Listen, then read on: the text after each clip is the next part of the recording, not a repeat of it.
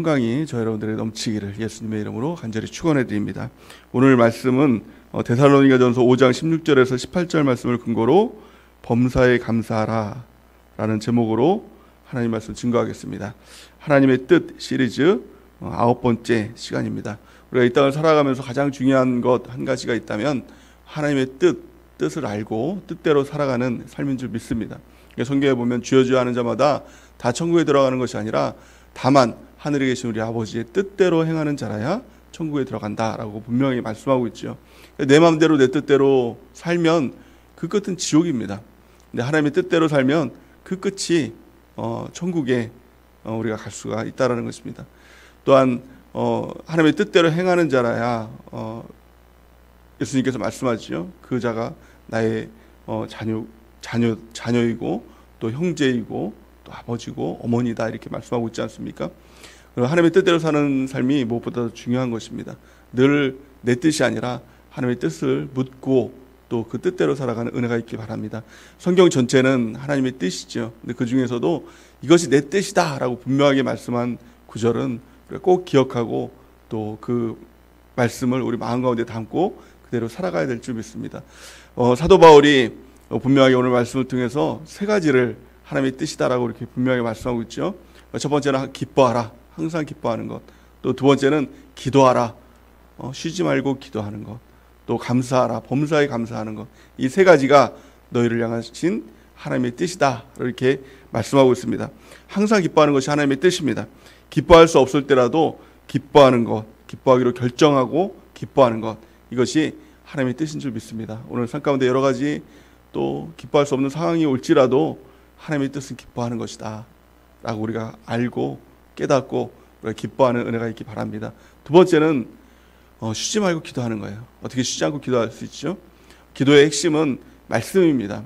말씀을 기억하고 또 그 말씀을 적용하고 그 말씀을 붙들고 살아가는 것, 이것이 쉬지 않고 기도하는 것입니다.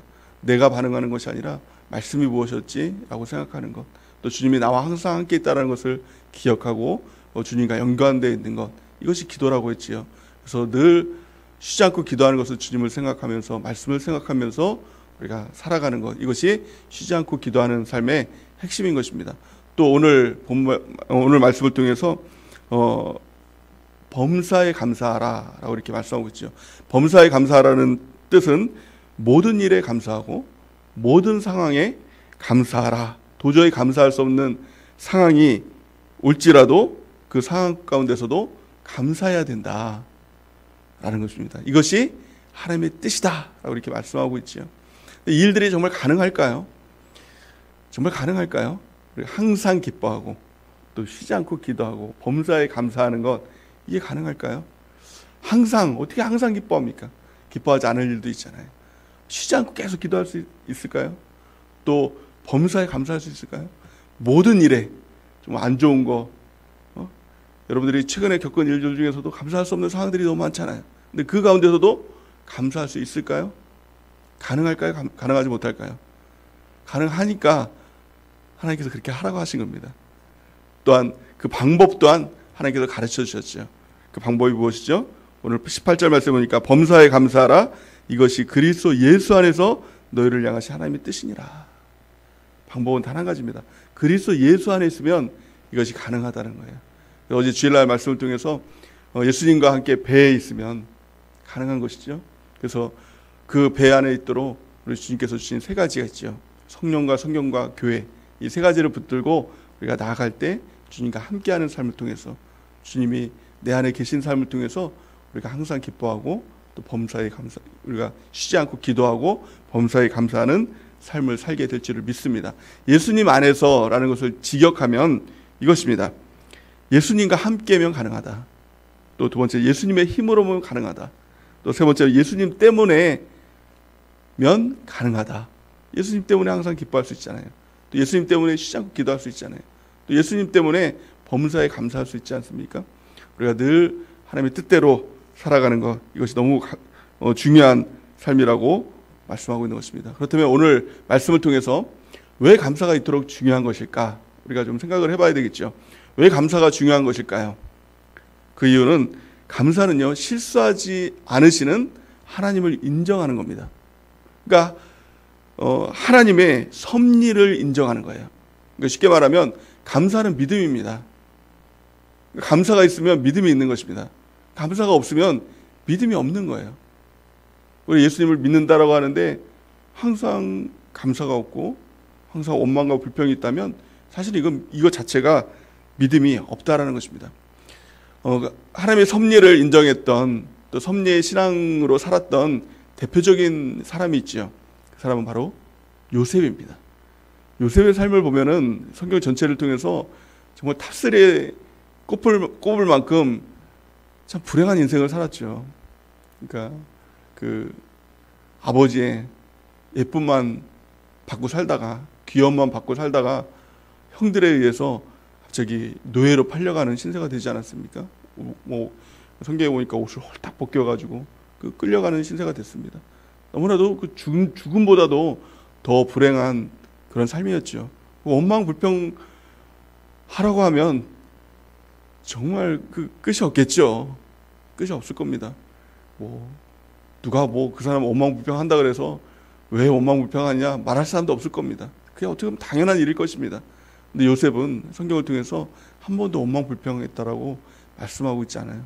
오히려 애굽에 갔을 때 하나님이 함께 하시니 형통한 삶이 시작됐다라고 말씀하고 있는 것입니다. 하나님이 함께 하시면 그때부터 형통해지는 것입니다. 그때부터가 노예의 삶이든 비참한 삶이든 하나님께서 함께 하시면 그게 복된 삶이고 형통한 삶인 줄 믿습니다. 그 요셉에게 있었던 한 가지 신앙은요, 섭리 신앙이었어요. 하나님께서 하신다. 하나님께서 하시면 모든 일이 다 좋은 일이다. 안 좋은 일은 없다. 이 신앙이었어요. 이렇게 고백하죠. 창세기 45장 5절 보니까 당신들이 나를 이곳에 팔았다고 해서 근심하지 마소서, 한탄하지 마소서. 하나님이 생명을 구원하시려고 나를 당신들보다 먼저 보내셨나이다. 아멘. 하나님이 하셨다는 거예요. 그 일들을 통해서 눈에 보일 땐 당장에는 그것이 괴로운 일 같고 슬픈 일 같고 정말 눈물 일 같고 비참한 일 같지만 거국적인 시각으로 보면 마침내는 하나님께서 모든 일 가운데 합력해서 선을 이루신다는 그 믿음이 있었기 때문에 요셉에게 있어서는 원망불평이 없었다는 거예요. 성경은 이렇게 말씀하고 있어요. 로마서 8장 28절 말씀을 같이 한번 읽어보겠습니다. 시작. 우리가 알거니와 하나님을 사랑하는 자 곧 그 뜻대로 부르심을 입은 자들에게는 모든 것이 합력하여 선을 이루느니라. 아멘. 모든 일이 합력해서 선을 이루게 된다는 것입니다. 그러니까 하나님의 섭리를 인정하지 않으면 모든 일 가운데 환경을 보면서 원망하고 불평하게 되죠. 그러니까 성경에 보니까 모든 일이 합력해서 선을 이룬다는 것은 뭐예요? 그것은 모든 일이 다 감사할 일이다라는 거예요. 그러니까 지금 여러분들 슬픈 일이 있겠죠. 괴로운 일이 있겠죠. 최소한 감사가 안 나온 일이 있겠죠. 그러할지라도 감사하라는 거예요.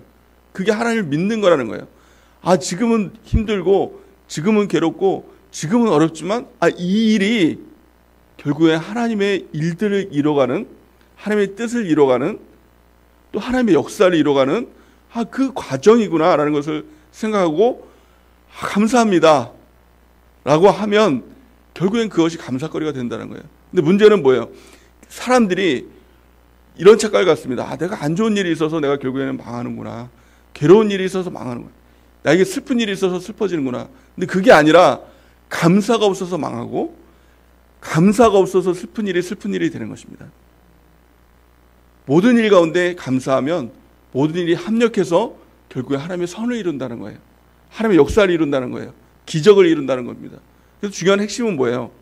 그 일이 중요한 게 아니라 내 입에서 어떤 말이 나오느냐가 중요한 겁니다. 내가 감사하면 그 모든 일이 합력해서 결국에는 놀라운 하나님의 역사가 이루어지게 된다는 거예요.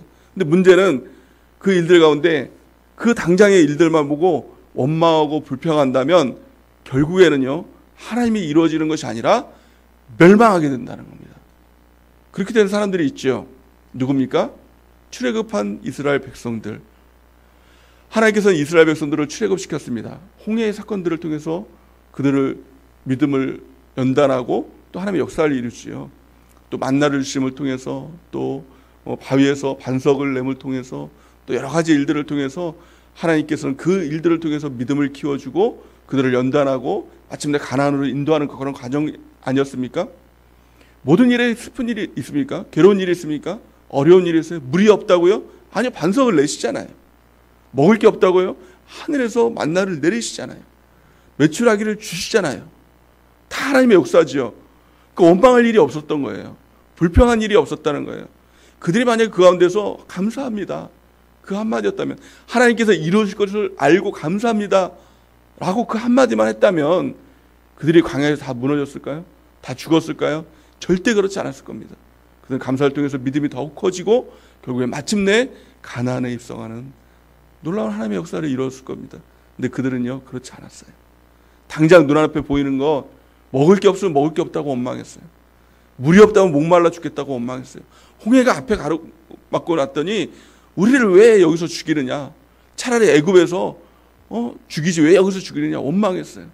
그들이 망했던 이유는 홍해 때문에 망한 것이 아니라, 먹을 것이 없어서 망한 것이 아니라, 마실 물이 없어서 망한 것이 아니라, 그들이 정작 원망했던 그 원망거리 때문에 망한 것이 아니라 그들의 입술에서 감사가 없었기 때문에, 원망하고 불평했기 때문에 망했다라고 성경은 분명히 말씀하고 있는 것입니다.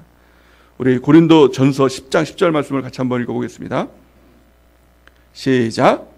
그들 가운데 어떤 사람들이 원망하다가 멸망시키는 자에게 멸망하였으니 너희는 그들과 같이 원망하지 말라. 아멘. 우리 가운데 원망하고 불평의 입술이 있습니까? 그렇다면 멸망이 눈앞에 가까운 것입니다. 우리가 회개하고 우리의 입술을 바꿔야 됩니다. 그리스도인에게서 가장 생명이 무엇입니까? 그것은 감사입니다. 근데 우리가 꼭 기억해야 될 것은요, 원망도 습관이 되는 거고 감사도 습관이 되는 거예요. 그래서 우리 입술에 감사합니다라는 말을 하는 것, 안 좋은 일이 있어도 하나님께서 결국에는 바꿔주실 것을 알고 감사합니다. 우리가 미래를 알지 못해도 미래가 어떻게 될지는 우리가 모르잖아요. 그래도 분명히 아는 것은 뭐예요? 하나님이 계시다는 것을 알잖아요. 미래가 잘 될지 안 될지 그건 믿지는 못할지라도 하나님이 계시다는 것을 믿잖아요. 그러니까 하나님 때문에 감사하는 겁니다. 하나님께서 일하실 것을 알고 감사합니다 라는 것. 그래서 우리가 감사의 습관이 되기 위해선 반드시 필요한 것이 있습니다. 두 가지인데요, 미리 감사하고 순간순간 감사하는 거예요. 우리가 감사하면 살고 원망하면 죽는다. 우리가 이것을 꼭 기억하면서 우리가 미리 감사하고 순간순간 감사하는, 우리가 감사의 습관을 들이는 은혜가 있길 바랍니다. 이 습관을 가졌던 분이 바로 예수님이죠. 예수님은 미리 감사하셨어요. 죽은 나사로를 고치면서 살리시면서 예수님께서 기도를 하십니다. 요한복음 11장 41절 보니까 돌을 옮겨 놓으신 예수님께서 눈을 들어 우러러 보시고 이르시되 아버지여 내 말을 들으신 것을 감사하나이다. 아멘. 나사로가 살아나서 감사한 것이 아니라 예수님은 기도하시면서 미리 감사하셨어요. 근데 그 감사를 통해서 죽은 나사로가 살아나지요. 하나님의 기적이 나타나게 되지요. 빌립보서 4장 6절에 보니까 아무것도 염려하지 말고 다만 모든 일에 기도와 간구로 너희 구할 것을 감사함으로 하나님께 아뢰라. 뭐가 돼서 감사하라는 것이 아니라 모든 일에 기도와 간구를 하면서 감사함으로 하나님께 아뢰면 하나님께서 그 감사를 통해서 역사하여 주신다. 기적으로 일하여 주신다. 활동하시는 하나님의 역사가 반드시 나타나게 된다라는 것이 하나님 말씀인 것입니다. 그러기에 감사와 기도는 밀접하게 연관이 되어 있죠. 우리가 기도하면서 늘 감사를 기도하는 것, 이것이 하나님의 기적을 이루는 핵심이 되는 것입니다. 바울도 이렇게 얘기를 합니다. 고린도서 1장 4절에 보니까 그리스도 예수 안에서 너에게 주신 하나님의 은혜로 말미암아 내가 너희를 위하여 항상 하나님께 감사하노니. 아멘. 고린도 전서의 배경을 보면 어떻습니까? 고린도 교회는 정말 좀 속된 말로 쓰레기 같은 교회였어요. 교회를 다니는데 성도들이 우상숭배를 해요. 그러니까 지금 뭐 우상숭배도 물론 우상숭배하는 거 굉장히 나쁘지요. 지금도 나쁜데 이 당시 우상숭배는 우상의 신전에 가서 그 여인들과 함께 아주 그 난잡한 성적 행위를 하는 게 그 우상숭배였어요. 완전히 쓰레기 같은 삶을 살았어요. 고린도 교인들마저도 그리고 항상 그들은 원망하고 또 분파를 져가지고 나뉘고 싸우고 막 그런 교회였어요. 근데 바울은 그들을 보면서 뭐라고 얘기해요? 너희를 보면서 항상 감사한다. 아니, 그들을 보면서 감사해요. 여러분 셀장인 분들도 있고 또 뭐 부모인 분들도 있잖아요. 근데 애들이 맨날 싸우고 맨날 밖에 나가서 안 들어오고 완전 막 그래요. 막 하여튼 막 너무 막 엉망인 거예요. 세런들도 마찬가지고 맨날 싸우고 또 맨날 전 보러 다니고 막 이러는 거예요, 세런들이. 근데 그들 보면서 감사할 수 있나요? 감사가 안 나오죠. 우리 세런들 왜 그래? 우리 애들은 왜 이렇게 발성장이야? 저들이 구원이나 받겠어? 천국이나 가겠어? 원망 불평이 나오죠. 근데 바울은 그들을 보면서 감사했다는 거예요. 왜 감사했죠? 그들을 보면서는 희망이 없었을 수도 있어요. 그들을 보면서 정말 죽이고 싶고 미울 수도 있어요. 그냥 자식이라도 그냥 쫓아보내, 그냥 너 나가서 살아, 이렇게 마음이 이럴 수 있어요. 근데 왜 감사할 수 있나요? 하나님이 계시니까. 하나님이 계시니까. 유일한 이유는 하나님 때문에 감사한 거예요. 우리가 감사할 수 있는 유일한 이유는 하나님 때문에 감사한 거예요. 그러니까 미리 감사한 겁니다. 정말 말썽꾸러기 아이들을 보면서도 하나님 감사합니다. 우리 말썽꾸러기 이 세런들을 보면서도 또 상황 가운데서도, 어려운 상황 가운데서도 하나님 감사합니다. 하나님이 계시니까. 이게 바로 바울의 신앙이었다는 거예요. 에베소서 1장 16절 보니까 내가 기도할 때에 기억하며 너희로 말미암아 감사하기를 그치지 아니하고 이렇게 얘기하죠. 또 빌립보서 1장 3절에 보니까 내가 너희를 생각할 때마다 나의 하나님께 감사하며, 이게 핵심이에요. 너희를 생각할 때마다 하나님께 감사. 하나님께서 일해 주실 거니까 이게 미리 감사합니다. 이게 순간순간 감사하는 것입니다. 하나님을 믿는다면 감사하시기 바랍니다. 모든 일에 감사하지 못할 일이 없어요. 그 일을 보면 감사하지 못하겠죠. 근데 하나님을 보면 감사가 나와요. 감사할 수밖에 없어요. 우리가 하나님의 믿음으로 우리가 늘 순간순간 감사하고, 그리고 또 우리가 모든 일에 미리 감사하는 주의 백성 되길 바랍니다. 디모데전서 4장 4절 말씀 보니까 하나님께서 지으신 모든 것이 선함에 감사함으로 받으면 버릴 것이 없나니. 아멘. 하나님께서 지으신 것은 모든 것이 선하다는 겁니다. 여러분들에게 닥쳐있는 일들, 내가 생각할 때는 이게 뭐가 감사할 일이야? 눈물 날 일이지. 이게 뭐가 감사할 일이야? 원망할 일이지. 짜증날 일이지. 근데 하나님께서 지으신 모든 것은 선하시다.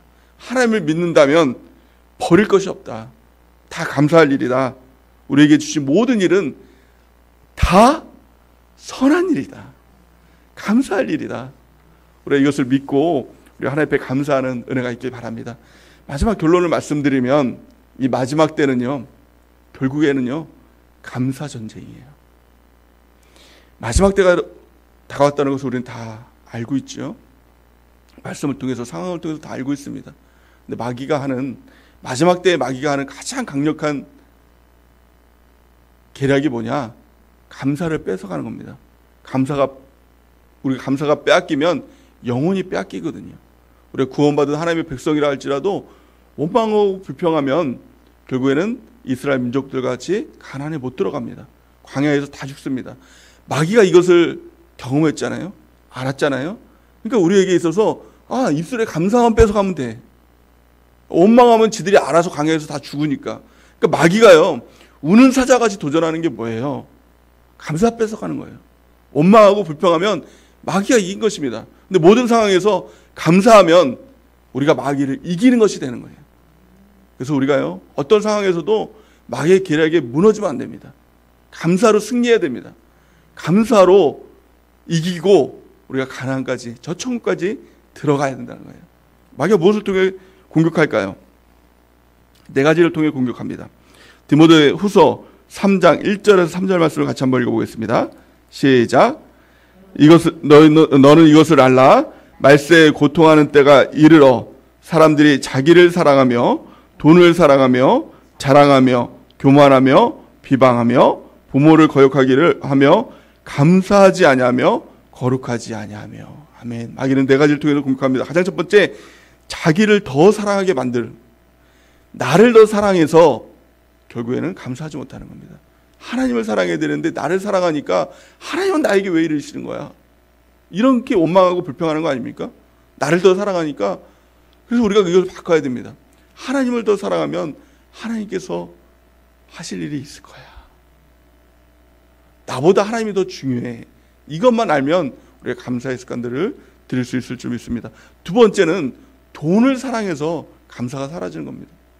돈을 사랑하면요, 돈을 아무리 많이 주셔도, 아무리 하나님께서 많이 주신다고 그래도 만족하지 못합니다. 더. 그래서 돈을 안 주시면 그것 때문에 또 원망하는 겁니다.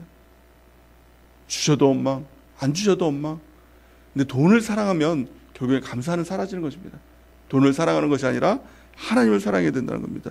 세 번째는 자기 자랑 때문에, 나를 자랑하는 것이 아니라 하나님을 자랑하는 것, 하나님을 높여드리는 것, 그럴 때 우리의 감사가 우리가 올려지게 될 줄 믿습니다.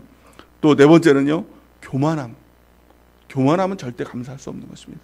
늘 하나님께 겸손함을 통해서 작은 일에도 감사하고, 또 안 좋은 일이 있을지라도 더 낮아져서 감사하고, 그럴 때 결국엔 하나님께서 승리하시는, 하나님을 통해서 우리가 승리하는 역사가 나타나게 될 줄 믿습니다. 결론을 말씀드리면 골로새서 4장 2절, 우리가 마지막 때 우리가 어떻게 살아야 될지를 그냥 한 줄로 말씀해 주고 있지 않습니까? 우리 같이 한번 읽어보겠습니다. 시작. 기도를 계속하고 기도에 감사함으로 깨어있으라. 아멘. 마지막 때 우리가 해야 될 것, 깨어있어야 됩니다. 잠들면 안 됩니다. 어떻게 깨어있으라고요? 기도를 계속하고 감사하는 것, 이게 깨어있는 거예요. 우리가 마지막 때에 잠자는 자가 아니라 깨어있음을 통해서 주님께서 나팔 불고 이 땅에 오실 때 우리가 다 주님을 맞이하는 은혜가 있길 바랍니다. 핵심은 감사예요. 기도함으로, 감사함으로 깨어있을 때 놀라운 하나님의 역사가 나타나고, 또 마침내 우리가 천국에서 주님과 함께 왕노릇하는 놀라운 일들이 기다리고 있게 될 줄을 믿습니다. 우리 가운데 어떻습니까? 감사가 사라지고 있다는 것은 원망과 불평이 가까워지고 있다는 거예요. 원망과 불평이 가까워지고 있다는 것은 이제 광야에서 멸망당할 때가 가까워지고 있다는 것입니다. 우리가 빨리 돌이켜야 됩니다. 오늘 이 새벽 말씀을 통해서 우리의 입술이 돌이켜서 원망 불평이 아니라 감사의 입술로 변화되어서, 감사를 통한 하나님의 또 다른 감사가 열리고, 감사를 통한 하나님의 놀라운 축복과 하나님의 뜻이 우리의 삶 가운데서 이루어지는 귀한 축복이 우리 모든 삶 가운데 임하기를 예수님의 이름으로 간절히 축원해 드립니다.